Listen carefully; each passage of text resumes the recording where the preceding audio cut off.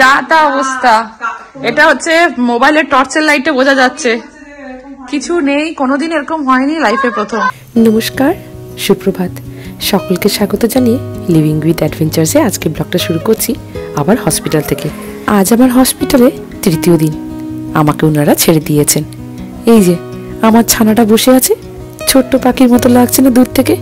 Nurse এসেছেন, কি সুন্দর ওকে কোলে নিয়ে আদর করছে দেখুন।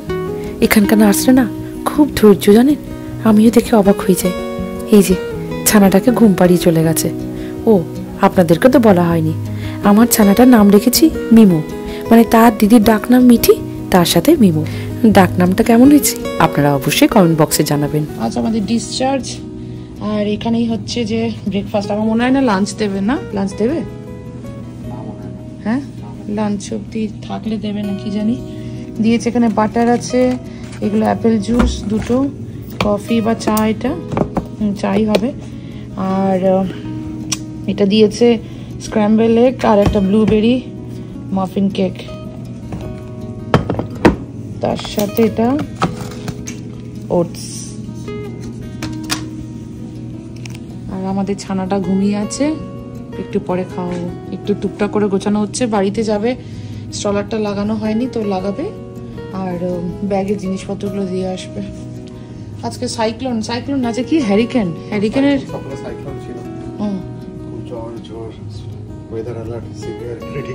সবকিছু হয়ে গেছে। মিটিদের স্কুল ওই জন্য আজকে বন্ধ, আজকে ফ্রাইডে, বাট লাকিলি শুধু হাওয়া আছে এখন, মানে ঠিক আছে, ওয়েদার গুড। তো আলটিমেটলি ডিসচার্জ হয়ে গেছে, সবকিছু ঠিকঠাক আছে, কোনো ব্যাপার নয়। ওই জন্য কালকে ওর কি বলবো, সব জন্ডিস টেস্ট, আরও সব কিছু হিয়ারিং টেস্ট, অনেক কিছুই হয়ে গেছে, সব কিছুই ভালো বলে জাস্ট দুদিনের মাথায় ছাড়লো। মানে আমি পরশু দিন ভর্তি হয়েছিলাম ওয়েডনেসডে, কটায়, সকাল 9:30 না 10:30 না 11টা ভিজিটটা ছিল, আর ভর্তি হয়ে গেছিলাম 12:30টার মধ্যে। পরশু দিন মানে বুধবার ভর্তি হয়েছি, বৃহস্পতিবার মানে বুধবার রাতেই ও হয়েছে, বৃহস্পতিবার বাদে শুক্রবার সকালবেলায় আমাকে ছেড়ে দিচ্ছে, নর্মাল ডেলিভারি, তো সব কিছু ঠিক আছে বলে ছেড়ে দিচ্ছে। পেন আমার আছে, আস্তে আস্তে করে যাচ্ছে, এটাই হচ্ছে ব্যাপার। খুব খিদে পেয়েছে, গোছাবো, ওকে খাওয়াবো, তাই তার মধ্যে অনিন্দ বাড়ি থেকে হয়ে আসবে। এবার যে কাজটা স্টার্ট হবে সেটা হচ্ছে বেবির বার্থ সার্টিফিকেট, SSN, সব জিনিস শুরু হবে। একটা বেবি জন্ম হওয়ার পর এখানে ইউএসএতে যে আমাদের প্রোটোকলসগুলো ফলো করতে হয়, আমি স্টেপ বাই স্টেপ নিয়ে সেই ব্লগ আমি করবো। বাট আজকের ব্লগটা একটু স্পেশাল আমি রাখবো, কারণ আজ আমাদের ছেলেটাকে নিয়ে ঘরে যাব। খুব এক্সাইটেড লাগছে, খুব ভালো লাগছে। সবসময় বলেছিলাম ঠাকুরকে যাই হোক আমি যেন সুস্থ বাচ্চা নিয়ে ঘরে যেতে পারি, এটাই। তো আমি হচ্ছে যে সেটাই আজকে সেই নিয়ে আজকে আমার স্পেশাল ব্লগটা। আর সব থেকে বড় ব্যাপার, এইরকম সাইক্লোনের জন্য বাড়িতে কারেন্ট নেই আজকের। ইউএসএতে কারেন্ট যায় না, কিন্তু আজকে কারেন্ট নেই, চলে আসবে আশা করি। এই যে শুয়ে আছে, আর খেয়ে নিই চলো। আমেরিকায় কারেন্ট চলে যাওয়াটা সত্যি অস্বাভাবিক। কি এমন ঝড় বলুন তো, কারেন্ট গেছে চলে। যাক বাবা, তাড়াতাড়ি চলে এলেই ভালো। এই যে আমাকে জল খাবার দিয়ে গেছে, ওর বাবাও কতক্ষণ ধরে আমার সাথে বসে আছে, তাই বললাম চলো না দুজনে একসাথেই খেয়ে নিই। যেহেতু আমি শুধু ব্রেস্ট ফিড করাচ্ছি, তাই জন্য ওরা ওটসও দিয়ে গেছেন। ব্যাস, এরপরেই চলে এসেছে কিছুক্ষণ পর আমার দুপুরের খাবার। দিয়েছি একটু পেপার দিয়ে স্ম্যাশড পটেটো, মটরশুঁটি, গাজর সেদ্ধ, সাথে চিকেন, আর একটু ওই টমেটো স্যুপ, তার সাথে একটা অরেঞ্জের ডেজার্ট আর কোল্ড টি। ওটা ছিল দুপুরে খাবার। মাঝে একটু রেস্ট নিয়েছি, ব্যাস আর কিছু না। দিয়ে গেছে রাতের খাবার, তবে রাত নয়, তাড়াতাড়ি করে বিকেলই খাবারটা দিয়ে গেছে। এই যে দিদি চলে এসেছে, মিমোকে সবাই আমরা একসাথে বাড়িতে নিয়ে যাব বলে খাবারটা দিয়েছে। দিদি বলছে তুই তাড়াতাড়ি খেয়ে নে, ভালো লাগে নাকি? বলেছি চল একসাথে খেয়ে তবে যাবো। জামা পরেছি গুগলুটা, মাসির জামা পরে বাড়ি যাবে ফার্স্ট টাইম। মাসির জামা পরেছি, মাসির জামা পরেছি। চাইনিজ বাচ্চা লাগে, চাইনিজ বাচ্চা।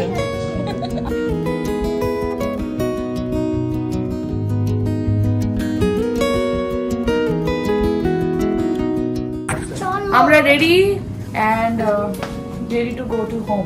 কিন্তু মানে ক্যাপশনসের হেডলাইন দেখে বুঝতে পেরে গেছেন struggle with newborn. Struggle with newborn এরকম হেডলাইন আপনারা অনেক রিলসে পেয়ে যাবেন, ব্লগে পেয়ে যাবেন, কিন্তু যেটা স্ট্রাগল সেটা হচ্ছে যে আমেরিকার বাড়িতে কারেন্ট নেই।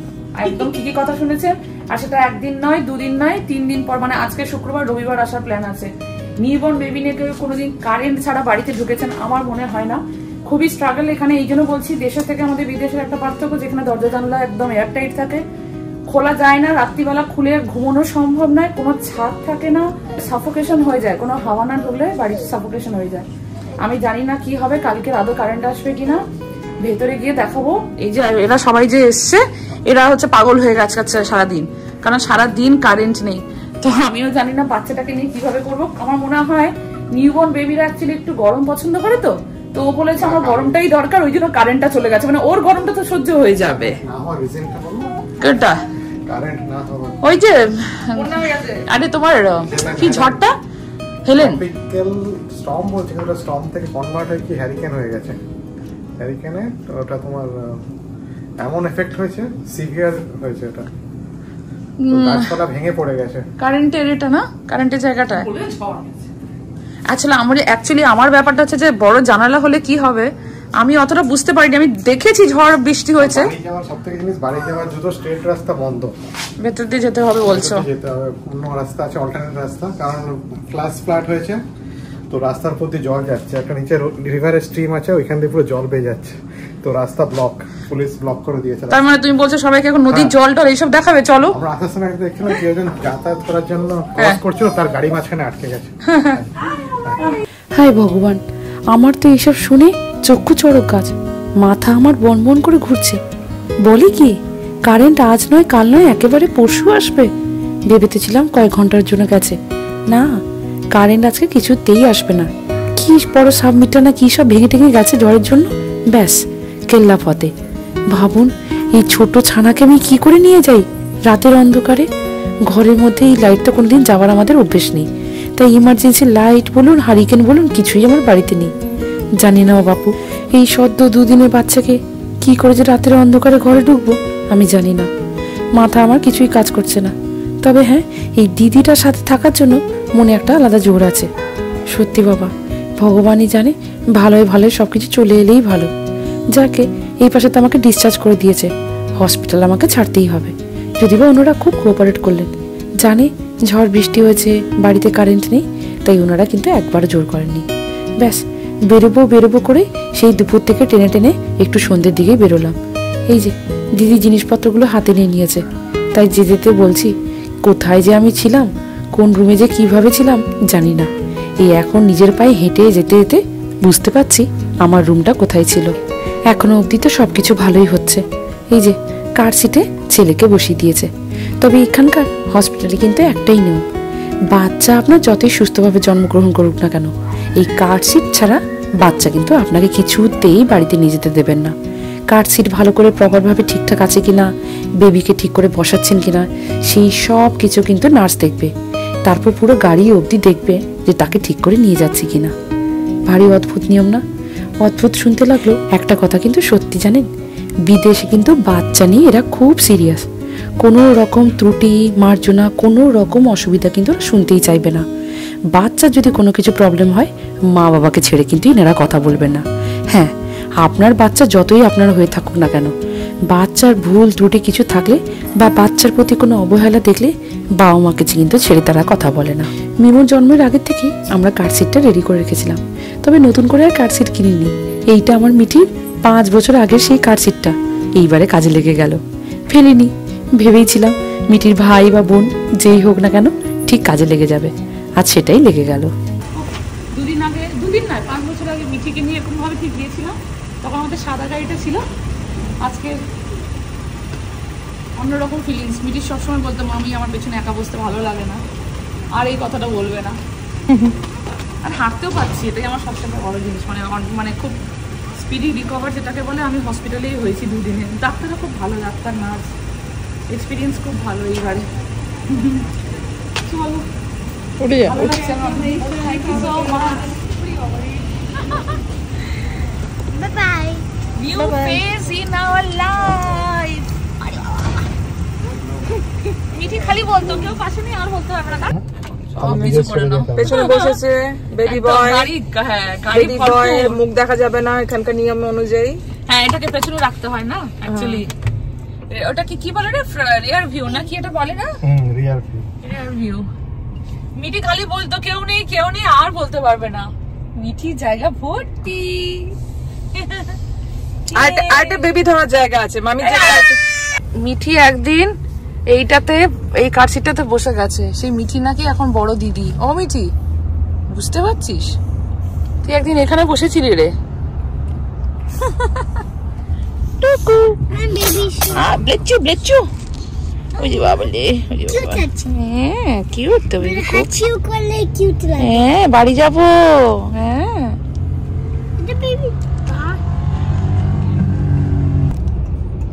মানে এটা যা তা না, কোনো দিন এরকম হয়নি। ওই তো কার ঘরের জায়গা চলছে, ওটা কার? আর জেনারেটর এটা সব দাঁড়িয়ে আছে কেন? গাড়িগুলো কনফিউজ। হ্যাঁ কে আসছে? হ্যাঁ হ্যাঁ বাবা, এইরকম বাইরে থাকবে তাই তো। যে কমিউনিটি সকালবেলা সবাই দেখেছেন, এটার পুরো উল্টো দেখুন, অন্ধকার, কিছুই দেখাতে পাচ্ছি না। এটাই, এটা তো মানে কি বলবো। ও গাড়ি তো বাইরে থাকবে গো, গাড়ি বাইরে থাকবে। জীবনে আমার এটাই দেখা বাকি ছিল জানেন তো। কি বলবো বলুন, কারেন্ট নেই তো, গ্যারেজও খুলবে না। এই যে আমার ছানাটা আজকের অন্ধকারে ঢুকছে, কিন্তু প্রদীপের আলোতে। আপনারা হয়তো ছোট্ট বেবির গৃহপ্রবেশ নিয়ে অনেক ব্লগ দেখেছেন, কিন্তু এইরকম ব্লগ কি কখনো দেখেছেন? অন্ধকারে ছোট্ট বেবিকে ঘরে আনা, ব্যাস আমার জীবনে এটা স্মরণীয় হয়ে থাকবে। মানে আমাদের জীবনের হিস্ট্রিতে এটা প্রথম।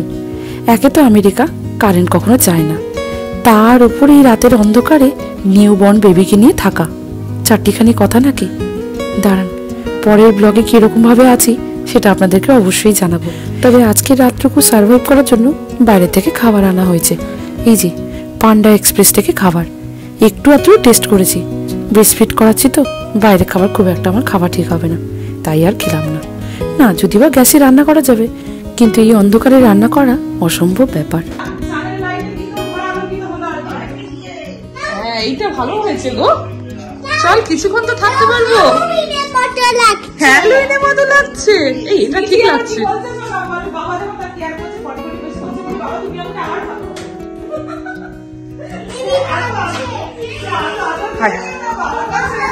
এই তো আসো আসো আসো, না আসো আসো। যা তা অবস্থা। এটা হচ্ছে মোবাইলের টর্চের লাইটে বোঝা যাচ্ছে কিছু নেই, কোনোদিন এরকম হয়নি, লাইফে প্রথম। মা ফোনে মাকে দেখাচ্ছে কি অবস্থা। আর মোবাইলের লাইট বন্ধ করলে যেটা হয় আমি দেখাচ্ছি। এই যে এইটা হচ্ছে ঘরের অবস্থা, নিউবর্ন বেবিকে নিয়ে অন্ধকারে ঢুকছি। হ্যাঁ অনিন্দা কিন্তু বুদ্ধি লাগিয়েছে, এইটা তুমি বুদ্ধি লাগিয়েছো ভালো, কিন্তু বাইরের সোলার লাইট গুলোকে নিয়ে চলে এসেছে। তুমি এক কাজ করো, এই যে এইখানটা দাও। এটা ভালো বুদ্ধি, মানে তুমি তো তোমার ভালো বুদ্ধি খেলেছো। নইলে এখানে ঢোকাতে পারো, এখানে ঢুকিয়ে দিতে পারো। হ্যাঁ পারফেক্ট। কিছু ও পাশে ঘুরিয়ে দাও গ্যাসের দিকে, এই পাশটা লাগবে না। হ্যাঁ পারফেক্ট, একদম। অ্যাটলিস্ট রাতটা সার্ভাইভ করি। সোলার লাইট দিয়ে ঘর আলোকিত করেছে। এই যে ক্যাম্পিং এর একটা লাইট, ভালো যদি আজকে সেটাও কাজে লেগে গেল। তাই দিদি মাকে ফোন করে দেখাচ্ছে আমাদের অবস্থা। হায় রে ভগবান, কি যে বলি আজ। কিন্তু এত কষ্টের মধ্যেও না বেশ হাসছি আমরা, জানেন। এই আনন্দগুলো সারা জীবন চিরস্মরণীয় হয়ে থাকবে। ওই যে খাবারগুলো দিদি পেতে দিয়েছে, বললো তাড়াতাড়ি করে খেয়ে নি। ক্যান্ডেল বলুন আর লাইট সবই তো কিছুক্ষণের জন্য, সারা রাত থোড়ি চলবে। তাই তাড়াতাড়ি করে বলেছি খাবার পর্বটা সেরে নে। আমি এপাশে ছেলেটাকে খাইয়ে নিচ্ছি। জানি না রাতে কি হবে, না এসি, না ঘর ঠান্ডা, না কিছু। তার মধ্যেই ছেলেটাকে নিয়ে আমাকে শুতে হবে। ওর বাবাকে বলেছি তুমি মিঠিকে নিয়ে একটা রুমে শুয়ে পড়ো, দিদি আর একটা রুমে শুয়ে পড়বে। এই ঝড়টা আমাকেই সামলাতে দাও। ঝড়ের কবলে পড়েছে আমাদেরকে এরম দিন দেখতে হবে, সত্যি তা কখনো ভাবিনি। আজ আসি, আমরা সবাই শুয়ে পড়বো। তবে কিরকম শুতে পারবো তা আর জানি না, সেটা আপনাদের নেক্সট ব্লগে বলবো। আজকে ব্লগটা কেমন লাগলো অবশ্যই আমাদেরকে কমেন্ট করে জানাবেন, লাইক করবেন আর অবশ্যই আমাদের চ্যানেলটিকে একটা সাবস্ক্রাইব করে দেবেন যারা এখনো পর্যন্ত সাবস্ক্রাইব করেননি। খুব তাড়াতাড়ি দেখা হচ্ছে নেক্সট ব্লগে। কি এক্সপিরিয়েন্স বল? এটাও একটা তুই নর্থ ক্যারোলাইনাতে আমাদের আমফান হয়েছিল যেদিন আমরা এরকম শ্বশুরবাড়িতে বসেছিলাম, পুরো এই ফিল সেম ফিল। দরজার জানলা চারদিকে জল, ঠান্ডা চলতে আসবে, বিছনায় চারজন আমরা লড়র পড়র এই গরমের মধ্যে। নর্থ ক্যারোলাইনাতে এসে তোর এটাও একটা এক্সপিরিয়েন্স হচ্ছে। মানে আমেরিকা যে ইন্ডিয়া চলে আসবে সেটা বুঝতে পারিনি।